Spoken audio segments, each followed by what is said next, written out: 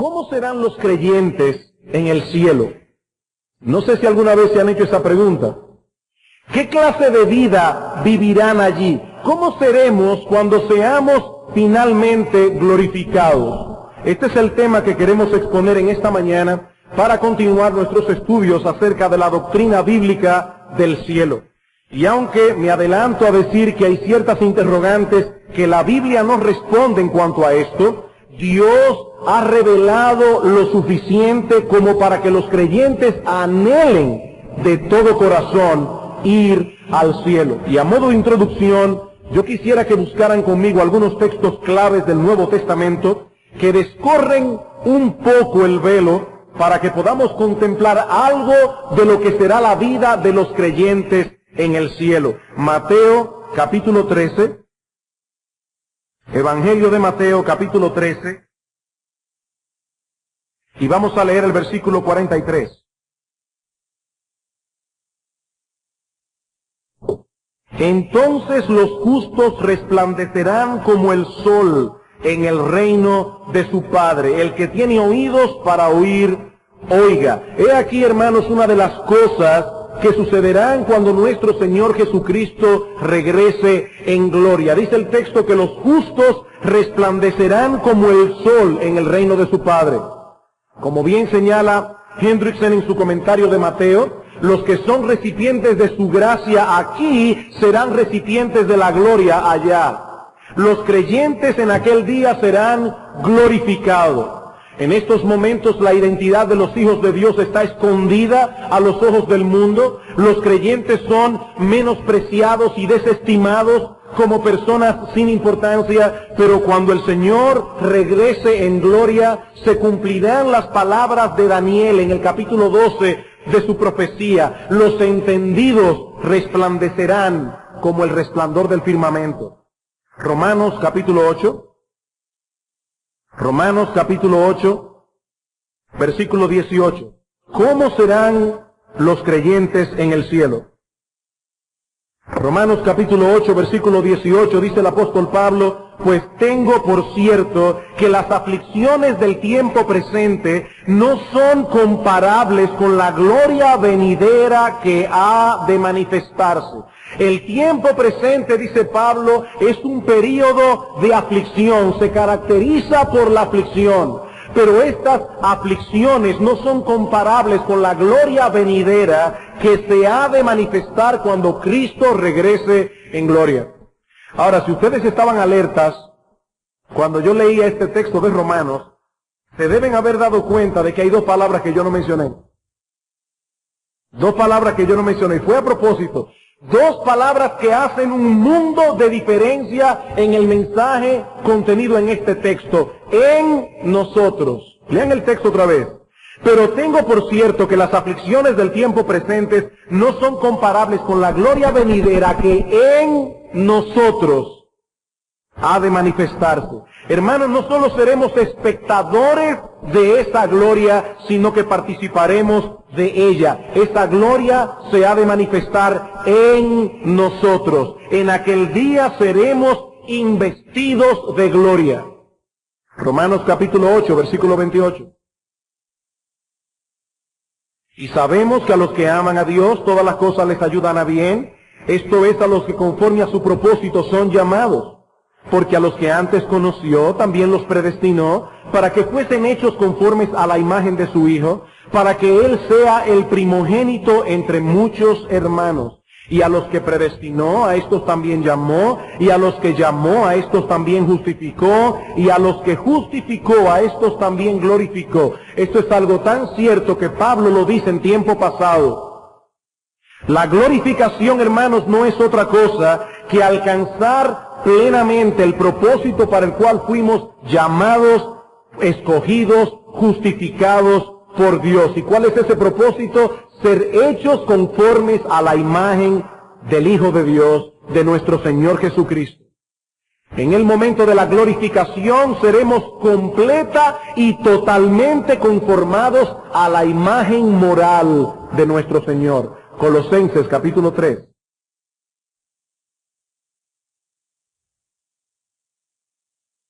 ¿Cómo serán los creyentes en el cielo? Colosenses capítulo 3, versículo 4. Dice el apóstol Pablo que nuestra vida está escondida con Cristo en Dios. Cuando Cristo, que es vuestra vida, se manifieste, entonces vosotros también seréis manifestados con Él en gloria. Si nuestra vida está escondida con Cristo, en Cristo, hermanos, ¿qué sucederá cuando Cristo regrese glorioso? Que el mundo verá algo insólito. Esos que fueron menospreciados y perseguidos, ahora brillan y reinan con Él en gloria. Primera de Juan, capítulo 3.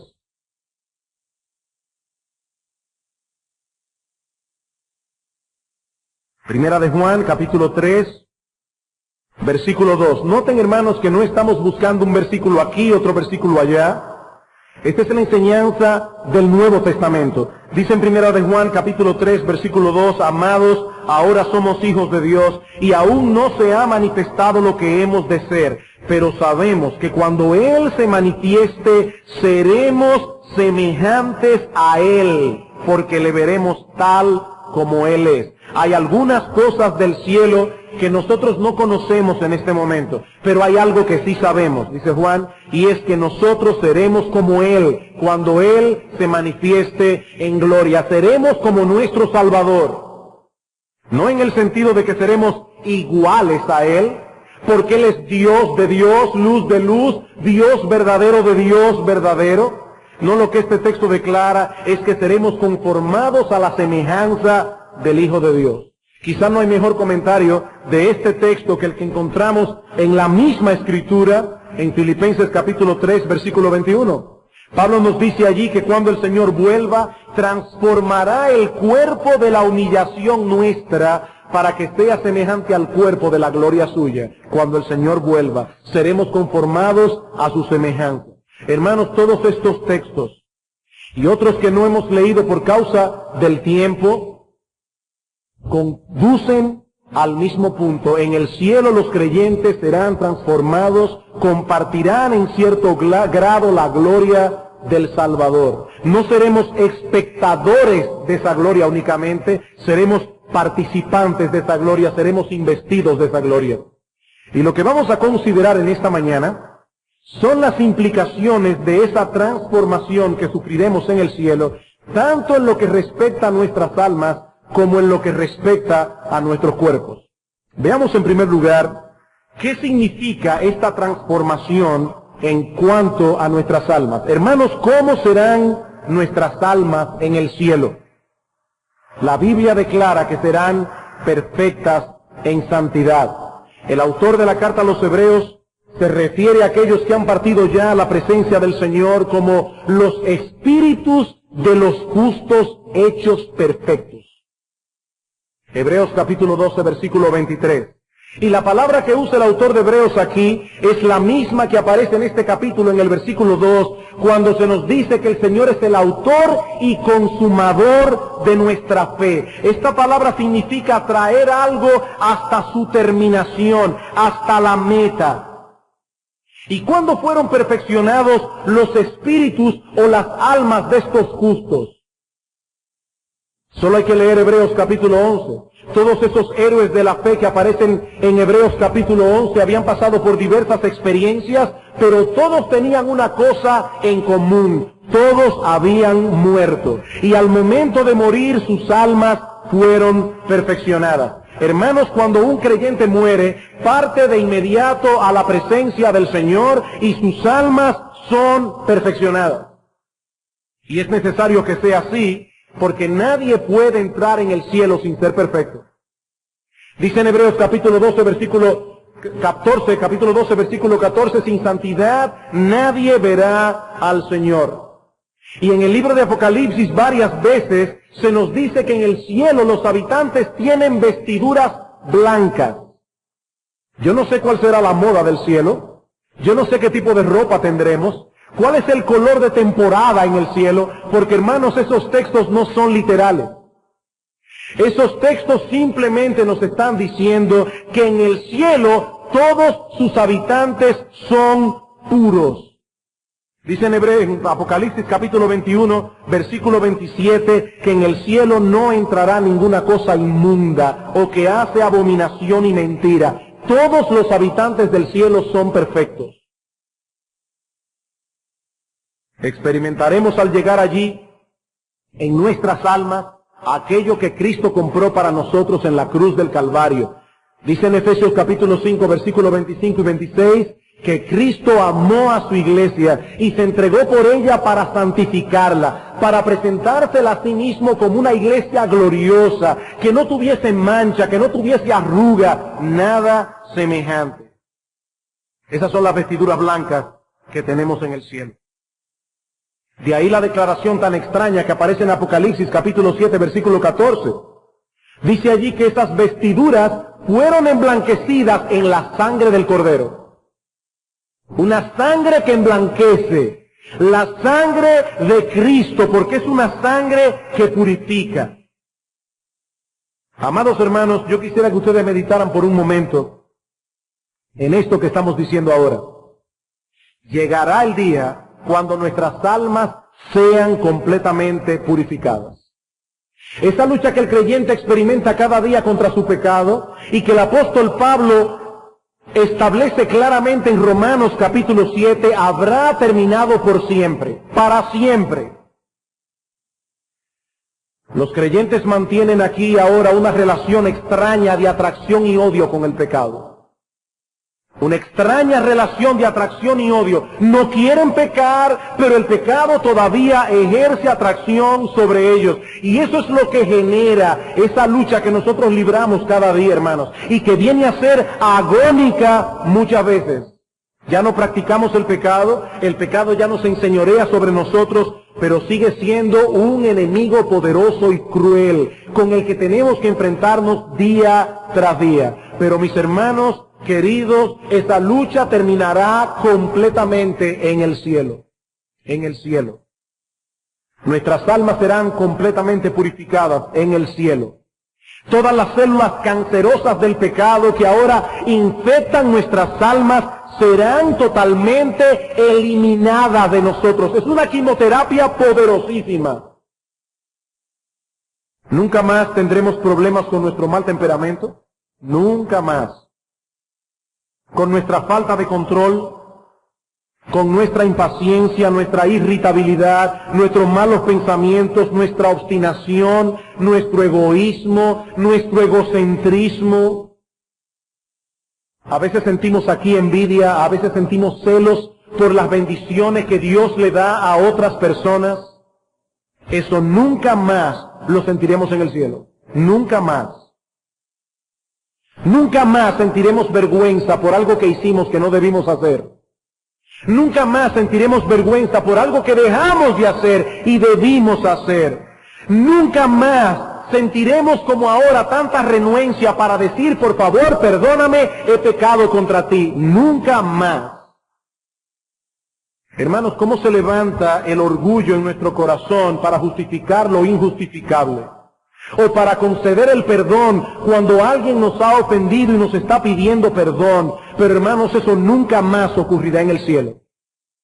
De hecho, nunca más tendremos razón para pedirle perdón a nadie ni para concedérselo. Porque todos seremos perfectos. Perfectos en santidad, perfectos en amor. Todo vestigio de orgullo, todo vestigio de egoísmo, todo vestigio de vanidad, de egocentrismo, habrá sido total y definitivamente eliminado en el cielo.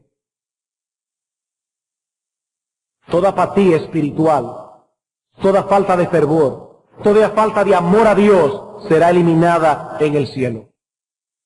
Hermanos, ustedes no se pueden imaginar cuántas veces, luego de predicar un sermón en el que se exaltó la persona de Jesucristo, los predicadores regresamos a la casa con un fuerte peso sobre nuestras conciencias, porque al hablar de Él, nuestros corazones no ardían como debían haber ardido. ¿No se imaginan cuántas veces? Porque reconocemos que hemos hablado de una persona extraordinaria, sin haber tenido un fuego extraordinario ardiendo en nuestro interior. Por apatía, por falta de celo, por falta de fervor. Los predicadores también sufren de eso. ¿Cuántas veces los cristianos sienten esa falta de fervor? Y la lamentan profundamente cuando vienen a la iglesia y cantan en los cultos de las glorias del Salvador, o cuando leen en sus casas las Escrituras, o cuando se acercan a Dios en oración. Mis amados hermanos, en el cielo ya nunca más sentiremos esa apatía, nunca más tendremos falta de fervor, nunca más tendremos falta de percepción espiritual, porque nuestras almas serán perfectas en el cielo. Perfectas. En el Salmo 38, versículo 4, dice el salmista: porque mis iniquidades se han agravado sobre mi cabeza, como carga pesada se han agravado sobre mí. Y debemos decir con mucha tristeza que este lenguaje no es muy común, aún en círculos evangélicos en el día de hoy. Si un creyente dijera algo como ese, muchos otros se preocuparían aún en la iglesia y lo llevarían a un psicólogo y muy probablemente dirían que tiene baja autoestima. Pero lo que pasa con este hombre no es un problema psicológico. Es que aquí tenemos a un individuo que conoce su propio corazón y que al mismo tiempo conoce la grandeza, la majestad, la justicia, la santidad, la pureza de Dios. Y por eso se siente como se siente. El pecado remanente era una carga pesada sobre su conciencia. Dice él en este mismo salmo: estoy encorvado, estoy humillado en gran manera. Pero mis amados hermanos, llegará el día en que no experimentaremos esto nunca más. No porque tendremos una visión ligera del pecado, no. Sino porque ya no tendremos pecado. Porque el pecado dejará de ser un problema para nosotros. Nunca más volveremos a quebrantar uno solo de los mandamientos de Dios. Nunca más tendremos que ir a Él a decirle: Padre, perdóname, pequé otra vez. En eso mismo, Padre, en eso mismo por lo que te pedí perdón ayer, he pecado hoy otra vez. Padre, perdónanos. Nunca más, nunca más. Hermanos, Dios nos predestinó en la eternidad para ser hechos conformes a la imagen de su Hijo. Es lo que dice Pablo en Romanos capítulo 8, y eso es lo que seremos en el cielo. Pedimos a Dios en oración conforme a la enseñanza de Cristo que nos libre del mal. Líbranos del mal, no nos dejes entrar en tentación. Hermanos, algún día esa oración que hemos elevado muchas veces delante del trono de la gracia será respondida a plenitud. Ya Dios responde aquí, ahora, esta oración. Pero habrá un día en que Dios ciertamente nos librará del mal en una forma total y absoluta. En el cielo amaremos a Dios con todo nuestro corazón, con toda nuestra alma, con todas nuestras mentes, y amaremos al prójimo como a nosotros mismos. No habrá ningún vestigio de mal que se interponga entre nosotros y Él. Hermanos, esta promesa debería alentarnos en nuestra lucha actual contra el pecado. Hay un decreto emitido en la corte celestial, un decreto en contra de ese pecado que todavía mora en ti y mora en mí. Y algún día ese decreto será ejecutado. Hay una sentencia de muerte que pende sobre tu pecado. Una sentencia de muerte. Un autor cristiano cuenta la historia verídica de un japonés que había sido toda su vida un ladrón, pero que luego fue convertido por el poder de Dios. Este individuo había sido un ladrón y fue convertido por el poder de Dios. Ahora, hasta ese momento, este hombre había sido un completo ignorante de las Escrituras, de tal manera que en sus primeros días como cristiano había muchas cosas esenciales de la Biblia que este japonés no conocía.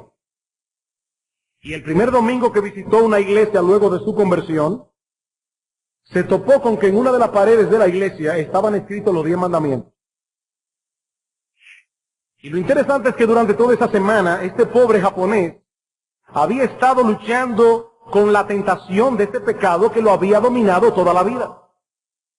Y él estaba preguntándose a sí mismo: ¿algún día podré dejar de robar? ¿Algún día eso no será un problema para mí? llega a la iglesia, se topa con el decálogo y de manera particular con el 8º mandamiento, no robarás. Y este hombre era tan ignorante de las Escrituras que en un principio él no se dio cuenta que se trataba de un mandamiento. Él pensaba que era una promesa. Y su rostro se iluminó y le dio gracias al Señor por la promesa contenida en este texto, no robarás. Ahora, hermano, yo quiero preguntarles, ¿estaba este hombre completamente equivocado en su apreciación? No del todo, no del todo. Mis queridos hermanos, cada uno de los mandamientos del Decálogo es en cierto modo una promesa de Dios para los hijos. No se trata únicamente de un reto para nosotros, aunque lo es, pero es una promesa también, una promesa. El Decálogo es una sorprendente descripción de lo que seremos en el cielo. Allí amaremos a Dios con todo nuestro corazón, allí amaremos al prójimo como a nosotros mismos. Mis hermanos, esa será nuestra condición en el cielo y la de todos aquellos con quienes compartiremos la gloria. Y eso es importante. Muchas de las aflicciones que tenemos aquí no provienen únicamente de nuestros pecados, sino también del pecado de otros. Pero así como nunca más pecaremos en el cielo, así tampoco nadie pecará contra nosotros en el cielo nunca más. No nos sentiremos inseguros en el cielo. No tendremos que cuidarnos las espaldas en el cielo. No tendremos que preguntarnos qué está pensando este allí o qué está pensando aquel allá. No. Nadie murmurará contra nosotros en el cielo. Nadie nos inventará un asunto. Nadie chismeará contra nosotros. Nadie nos quitará lo que es nuestro. Nadie estorbará nuestra felicidad en ningún sentido. En ningún sentido. No tendremos que pasar por la pena en el cielo de ver que algunos no andan bien. Eso es una tristeza para el corazón de un creyente. No tendremos que ver cómo algunos se están dejando arropar por la mundanalidad, que algunos no están guardando como deben hacerlo el día del Señor, a pesar de que tienen instrucción. No veremos nunca más a nadie usando mal su libertad cristiana, nunca más. Hermanos, esas cosas afligen profundamente el alma de aquellos que aman la iglesia de Cristo, de aquellos que de veras aman el reino de Dios. El apóstol Pablo dice en 2 Corintios capítulo 11, versículo 28, que sobre él se agolpaba cada día la preocupación por todas las iglesias. ¿Quién enferma y yo no enfermo?, dice Pablo. ¿A quién se le hace tropezar y yo no me indigno? Eso es parte de las aflicciones que sufrimos aquí cada día como creyentes. Cuando nos enteramos de que en la iglesia hubo un problema aquí, hubo un problema allá, que un hermano hizo esto, que un hermano hizo aquello, estas cosas afligen profundamente el corazón. Pero hermanos, en el cielo esas aflicciones habrán terminado por siempre, porque los espíritus de los justos habrán sido hechos perfectos. Y ahora yo te pregunto, ¿es esta promesa un motivo de alegría y de gozo para ti? ¿Deseas tú de todo corazón ser librado algún día por siempre de todo vestigio de pecado en tu vida? ¿Tú deseas eso? Porque si no es así, mi amigo, no te engañes a ti mismo, tú no vas camino al cielo. Tú no vas camino al cielo. Los creyentes han sido librados de la esclavitud del pecado. Y aunque éste ejerce aún atracción sobre ellos, los creyentes ya no aman el pecado. Y anhelan profundamente ser librados de su presencia, así como fueron librados de su dominio. Todo cristiano verdadero anhela eso. Por eso todo cristiano verdadero, cuando escucha estas cosas acerca del cielo, su corazón se llena de alegría. ¡Qué bueno! Algún día no tendré nunca más problemas con el pecado. ¿Saben cómo piensan los impíos? Qué bueno, en el cielo no habrá enfermedad, en el cielo yo no tendré que pagar la cuenta de la luz ni del agua. Es por eso que tú quieres llegar al cielo, mi amigo, porque si esa es la razón que predomina en tu corazón, tú no vas camino al cielo. Tú no vas camino al cielo. No te engañes a ti mismo. Los que de veras van camino al cielo anhelan ser santos. Y cuando saben que en el cielo ya no habrá pecado, eso llena de gozo y de alegría el corazón.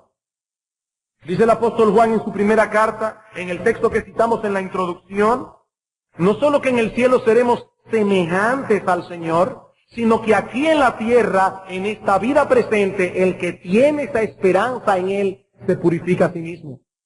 Se purifica a sí mismo. La esperanza de que algún día seremos como Cristo, es decir, sin pecado, ejerce una poderosa influencia santificante en nuestro corazón. Si tú amas el mundo y el mundo es tu porción y tú estás contento aquí, tanto que no anhelas el cielo, tú no vas camino al cielo. No te engañes a ti mismo, tú no vas camino al cielo. Así que las almas de los creyentes serán perfectas en el cielo. Perfectas. ¿Pero qué de sus cuerpos? Hermanos, ¿cómo serán nuestros cuerpos en el cielo? Este es el segundo encabezado de nuestro estudio en esta mañana. ¿Qué significa esto en cuanto a nuestros cuerpos? Cuando un creyente muere, su alma parte de inmediato a la presencia de Dios y es perfeccionada como hemos visto, pero su cuerpo permanece en la tumba, esperando el día de la resurrección. La Biblia describe la muerte como la separación del alma y el cuerpo. Por eso el apóstol Pablo, en 2 Corintios capítulo 5, habla de la muerte como ser desnudados. En la muerte el alma queda desnuda. Por eso, hermanos, la bendición del creyente al morir es incompleta. Es incompleta porque su alma se ha separado del cuerpo. Pero llegará el día, dice Pablo, en que nuestros cuerpos serán transformados, serán resucitados en un momento, en un abrir y cerrar de ojos, a la final trompeta, porque se tocará la trompeta y los muertos serán resucitados incorruptibles. Incorruptibles. ¿Y cómo serán nuestros cuerpos? Cuando sean resucitados y unidos a nuestras almas otra vez. ¿Nos darán un cuerpo distinto al que tenemos ahora? Usted dice, bueno, yo quisiera un cuerpo de 6 pies. ¿Va a ser diferente al cuerpo tuyo ahora? ¿Tendrás otra cara? De manera que en el cielo vamos a tener que presentarnos delante de la persona y decirle, soy yo. No, parece increíble, pero soy yo. ¿O conservaremos de alguna manera nuestra identidad en el cielo? ¿Cómo seremos en el cielo? Seremos semejantes pero distintos. Conservaremos nuestra misma identidad, pero el cuerpo que tendremos será inmensamente superior. Para explicar esto, el apóstol Pablo usa la figura de una semilla en 1 Corintios 15. Acompáñenme allí, por favor, 1 Corintios, capítulo 15.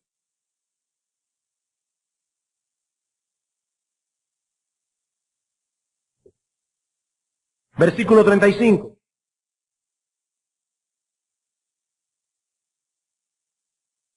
Pero dirá alguno, ¿cómo resucitarán los muertos? ¿Con qué cuerpo vendrán? Algunos en Corinto objetaban la doctrina de la resurrección. Y eso básicamente porque estaban influenciados por el pensamiento de los griegos. Los griegos creían en la inmortalidad del alma, pero no en la inmortalidad del cuerpo. Recuerden que para ellos el cuerpo era malo. Y ahora estas personas en Corinto dicen, si fuese verdad que hay resurrección, ¿con qué cuerpo vendrán si ese cuerpo se descompone en la tumba? Dice el apóstol Pablo para responder esta pregunta, versículo 36, necio. Evidentemente la pregunta no esperaba una respuesta. Necio, lo que tú siembras no se vivifica sino muere antes. Y lo que siembras no es el cuerpo que ha de salir, sino el grano desnudo, ya sea de trigo o de otro grano. En otras palabras, la semilla no fructifica a menos que muera. Su descomposición en la tierra es lo que da paso a este árbol hermoso y fructífero que vemos. Bueno, dice Pablo, lo mismo ocurre con el cuerpo. Lo mismo ocurre con el cuerpo. Uno siembra una semilla, la semilla muere, se descompone y crece el árbol. Ahora, hermanos, el árbol que crece es de la misma identidad de la semilla. Uno siembra una semilla de mango y crece una mata de mango. Uno siembra una semilla de aguacate y crece una mata de aguacate. Pero la forma final que adquiere la mata es distinta a la forma original que tenía la semilla. Hay identidad, pero hay al mismo tiempo diferencia. Y dice Pablo, lo mismo ocurre con el cuerpo. Versículo 42.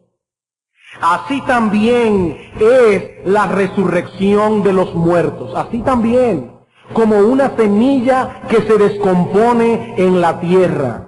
Nuestros cuerpos son como semillas, dice Pablo. No son enterrados en la tumba para quedarse allí por siempre, sino para ser levantados algún día en una condición inmensamente superior a la que tenemos ahora. Inmensamente superior. Hermanos, serán nuestros mismos cuerpos,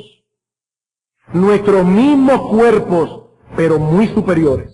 Muy superiores, inmensamente superiores. Conservaremos nuestra identidad, pero seremos distintos. ¿Y en qué sentido seremos distintos? Pablo dice 4 cosas. Versículo 42, en primer lugar, dice Pablo, se siembra en corrupción, resucitará en incorrupción. En incorrupción. Hermanos, nuestros cuerpos en el presente estado están sujetos a la corrupción. Y desde que nacemos, ese proceso de corrupción comienza a manifestarse. No lo vemos tan claramente en un niño como lo vemos en un adulto, pero desde que el hombre nace, comienza ese proceso de corrupción, ese proceso de deterioro continuo. Habitamos en un cuerpo que se corrompe y no tiene garantía. No tiene garantía. Eso nos va a pasar a todos. Usted puede hacer todo lo que usted quiera y puede darle cierto lustre, pero usted está en un cuerpo corrupto, en un cuerpo que se corrompe, en un cuerpo que decae, en un cuerpo que está en un proceso continuo de decaimiento. Hermanos y amigos, ¿saben una cosa? Todos nosotros nos estamos muriendo. Y yo no tengo que ser médico, ni hacerle una radiografía, ni hacerle 50 exámenes de laboratorio para saber que tú y yo nos estamos muriendo cada día. Nos estamos muriendo. Eso es algo en lo que mucha gente no quiere pensar. Eso es algo que mucha gente evita pensar, pero es una realidad. Nos estamos muriendo. Nuestros cuerpos se encuentran en un proceso continuo de decaimiento. Por eso nos enfermamos, por eso nos duele aquí, allá, nos agotamos, porque nuestros cuerpos se están deteriorando.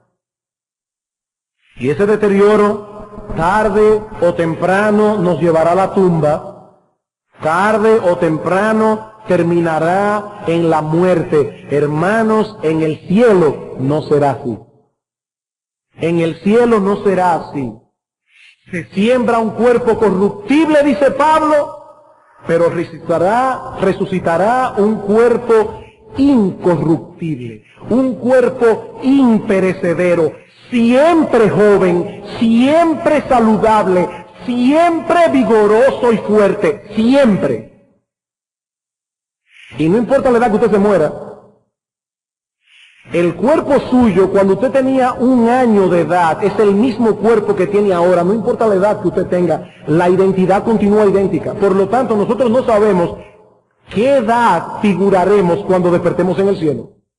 Pero una cosa yo sí sé, dice aquí que será un cuerpo incorruptible, incorruptible, siempre joven, siempre saludable, siempre vigoroso, siempre fuerte, sin cremas y sin cirugía plástica. Por siempre. El paso del tiempo deja huellas indelebles en nuestra piel, indelebles.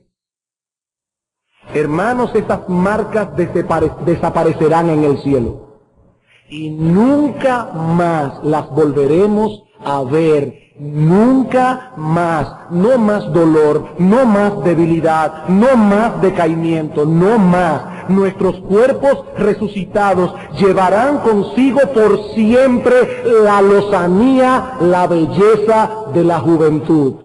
Por siempre. Todo vestigio de corrupción quedará totalmente eliminado. En segundo lugar, dice Pablo en el versículo 43, la primera parte, se siembra en deshonra, resucitará en gloria. Se siembra en deshonra. La muerte despoja al ser humano de toda dignidad, de toda dignidad. No importa quién haya sido en vida, si tuvo títulos nobles, tantas profesiones, cuántos lo admiraban, qué gruesa era su cuenta bancaria. Allí en el ataúd no es más que un cadáver sin ninguna dignidad, despojado totalmente del efímero atractivo que pudo haber tenido en vida. Un cadáver. Pero ese cuerpo que es enterrado en vergüenza, ese cuerpo que es enterrado en deshonra, que es enterrado en debilidad, dice Pablo, resucitará en gloria. Y saben una cosa, hermanos, yo debo confesar que yo no sé lo que eso significa. Resucitará en gloria. ¿Qué significa eso? Yo no lo sé. Honestamente, yo no tengo la menor idea. La menor idea. Yo solo sé que será un cuerpo glorioso. Yo solo sé que allí se cumplirán las palabras del Señor en Mateo capítulo 13, versículo 43. Los justos resplandecerán como el sol. ¿Qué significa eso? Repito, yo no lo sé. Pero resplandecerán como el sol. Dice C.S. Lewis que si nosotros pudiésemos contemplar aquí cómo serán los santos allá, seríamos tentados a adorarle. Sería una cosa tan magnificente que nos postraríamos a adorarle. Como hizo Juan el apóstol cuando vio un ángel del cielo, que se le presentó, dice que yo me postré para adorar al ángel, y le dijo, no lo hagas, adora a Dios. Hermanos, seremos gloriosos.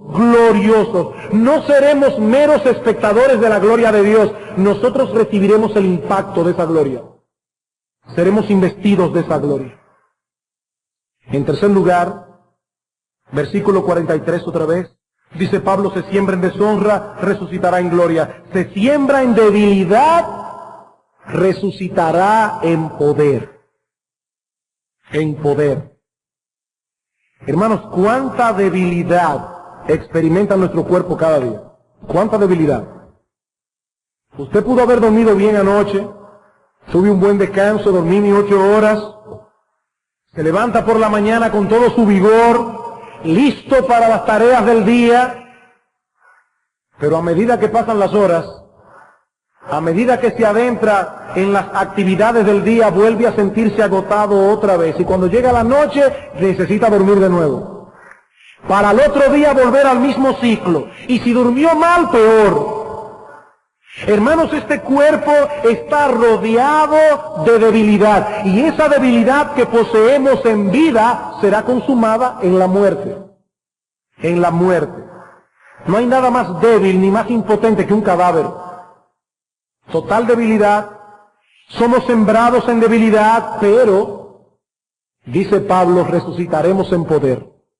Resucitaremos en poder. Comentando esto, dice Charles Hodge, el cuerpo futuro estará rebosante de energía, acaso dotado de facultades que ahora no podemos concebir.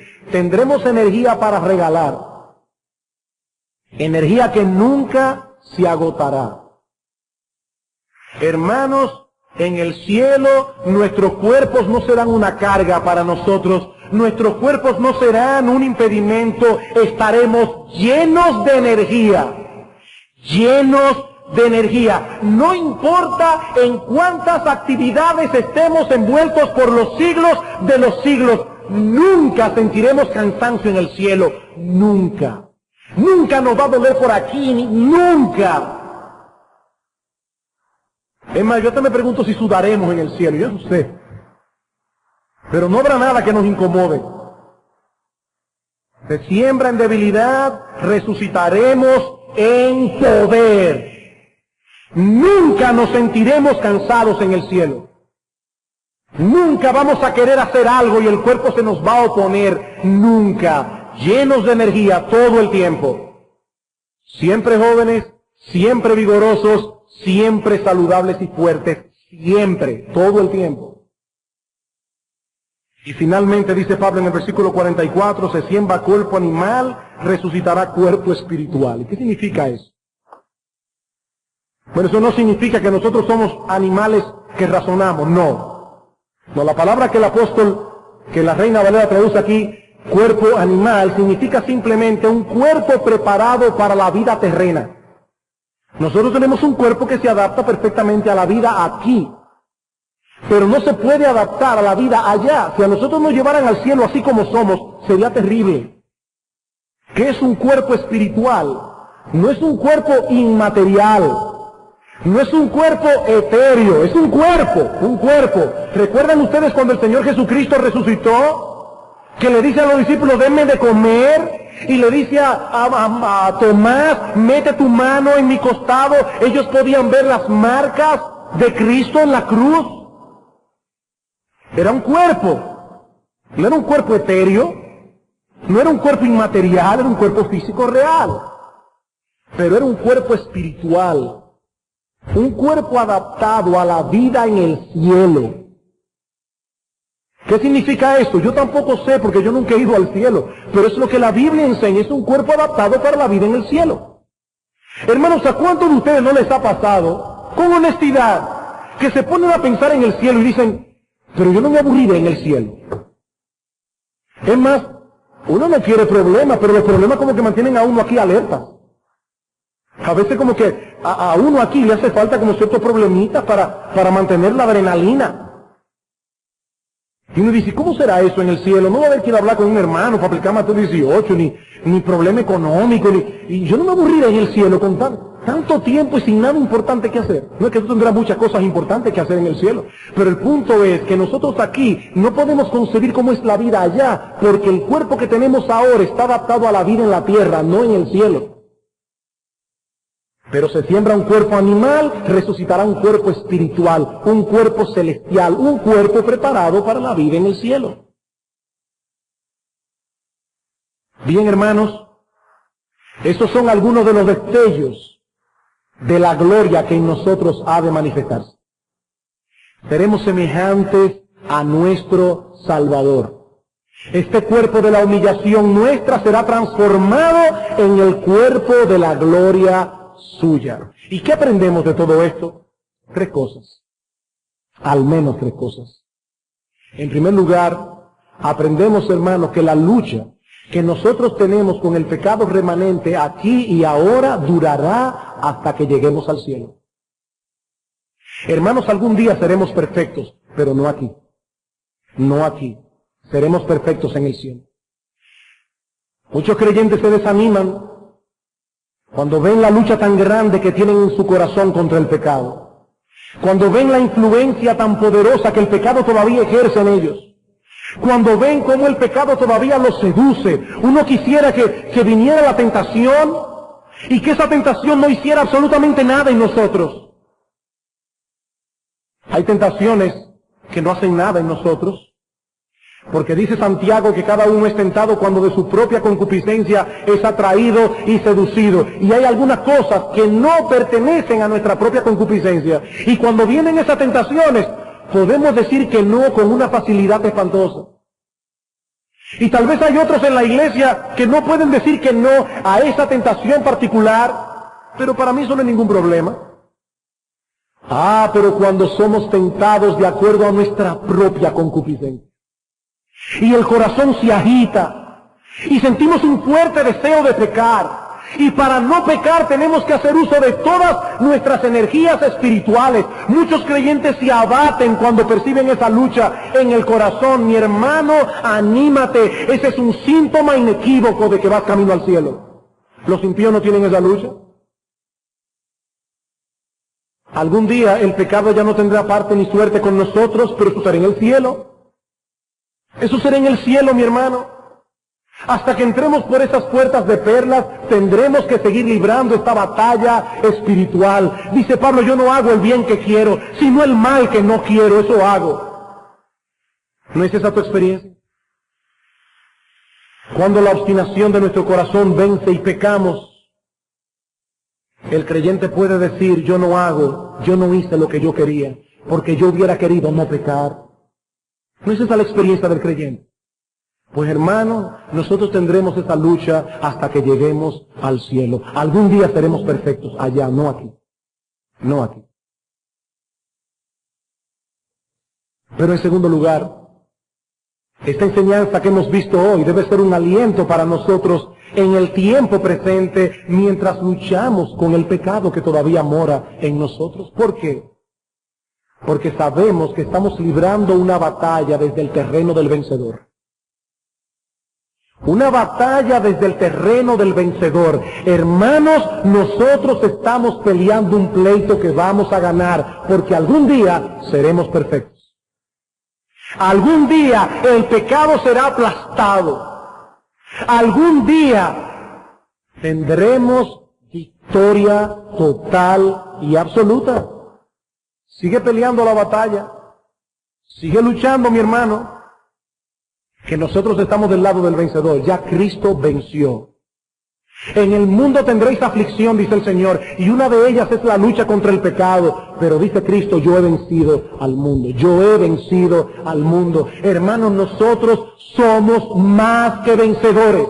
Somos más que vencedores por medio de aquel que nos amó. Estamos peleando una batalla que ganaremos, y ganaremos con toda seguridad.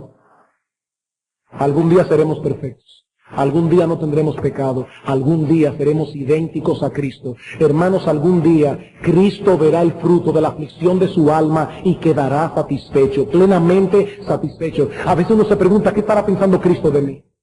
¿Qué estará pensando Cristo de mí? ¿Cómo me avergüenza? ¿Cómo me avergüenza lo que soy en comparación con lo que debería ser?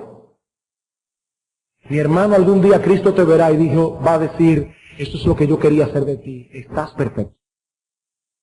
Verá el fruto de la aflicción de su alma y quedará satisfecho. Cristo quedará plenamente satisfecho. Hermanos, en el cielo no habrá una sola morada vacía, porque todos aquellos por quienes Cristo murió estarán allá. Nadie se perderá, ni uno solo, en el cielo.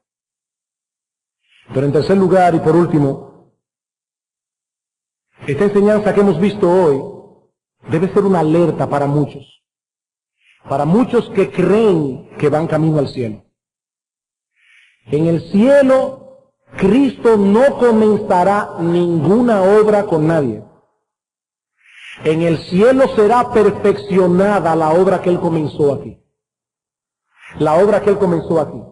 Seremos semejantes a nuestro Salvador en el cielo. Pero hermanos, ese proceso comienza aquí y ahora. Dice el apóstol Pablo en 2 Corintios capítulo 3, versículo 18, que ahora miramos a Cristo como por espejo, oscuramente, pero al mirarle somos transformados de gloria en su misma imagen. Ese proceso de conformarnos a la imagen de Cristo ya comenzó aquí.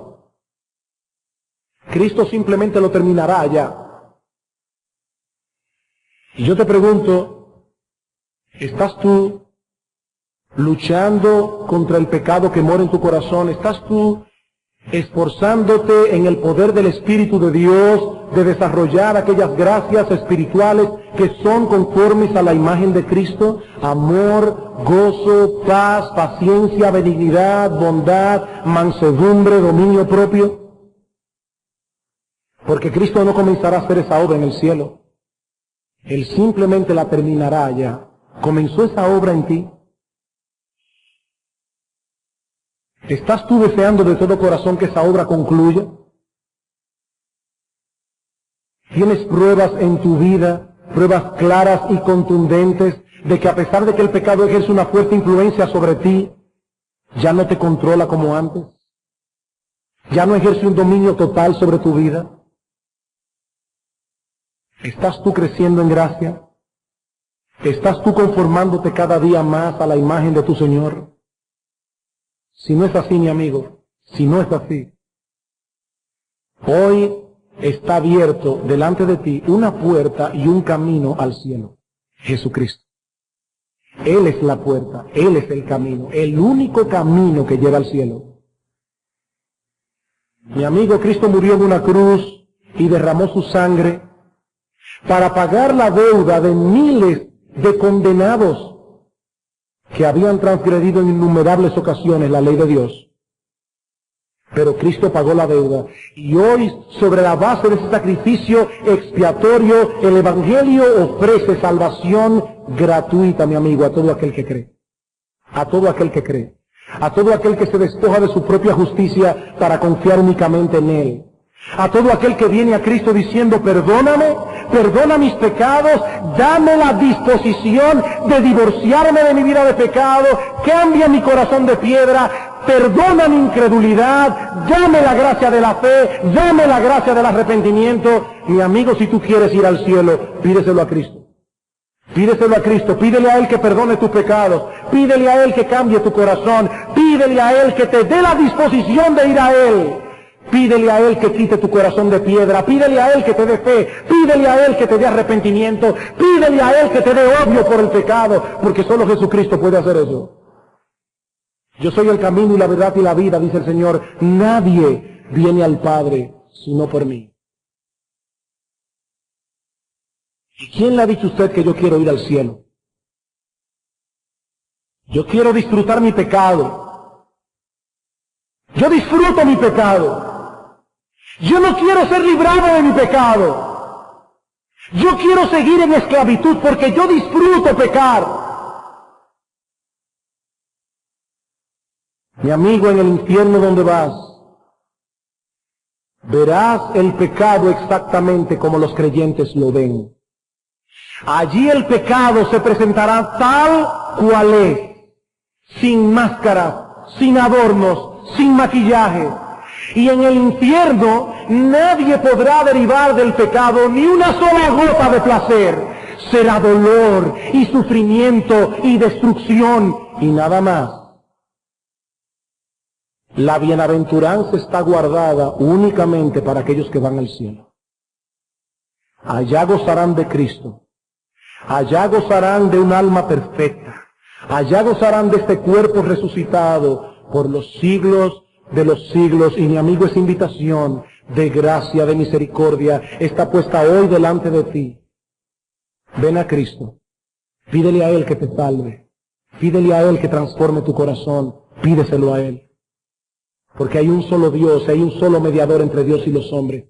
Jesucristo, hombre. Que Dios tenga misericordia de muchos en esta mañana. Vamos a orar.